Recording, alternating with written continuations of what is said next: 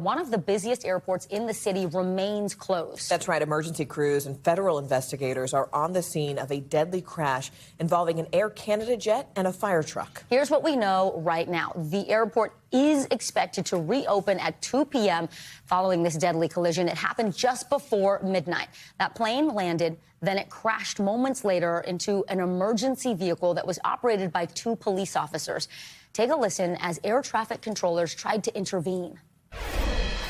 Truck 1 and company crossing Florida Delta. Stop. Stop. The pilot and co-pilot died, and the 2 police officers inside the fire truck are being treated for multiple broken bones. Meantime, more than 24 passengers and crew members were also injured. As we mentioned, the NTSB is currently on the ground trying to find out what exactly went wrong. And take a look at these images. This is from a woman who was on board that plane. You can see the extensive damage and the passengers who were taken into a tarmac area right after the collision. NBC News correspondent Steven Romo joins us now from LaGuardia Airport. Steven, NBC News aviation analyst says that a breakdown in communication may have essentially played a role in this collision. How so? I mean, what do we know about what communication the plane had right before that crash?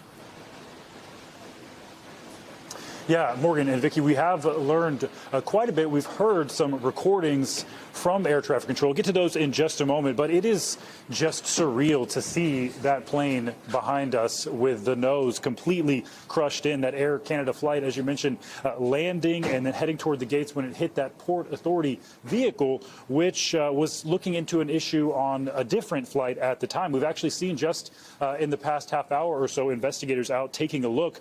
And those air traffic control recordings, they seem to show that a controller had cleared the vehicle to cross the runway before trying to get that vehicle to stop. It seems it was just too late at the time that plane and the truck had already collided. Let's take a listen to another portion of that recording.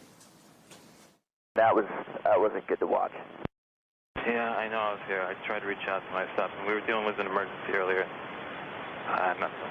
No, man, you did the best you could.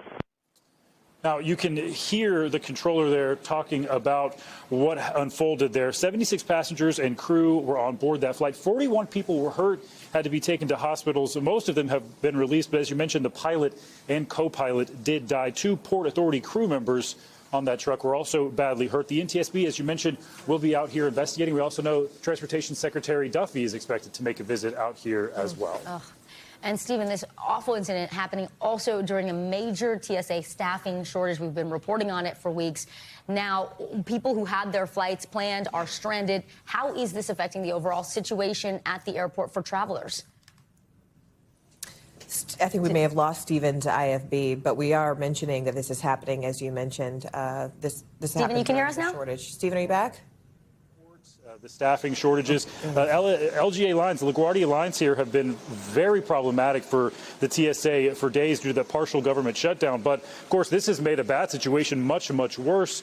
We've heard from airlines like Delta posting on X that they're likely going to do what they can, automatically rebooking customers who are affected by this right now. But it's going to take a long time for things to get back to normal here at LaGuardia. It's going to take some time. Steven Romo there on the scene for us. Steven, thank you so much. We thank you for watching, and remember, stay updated on breaking news and top stories on the NBC News app or watch live on our YouTube channel.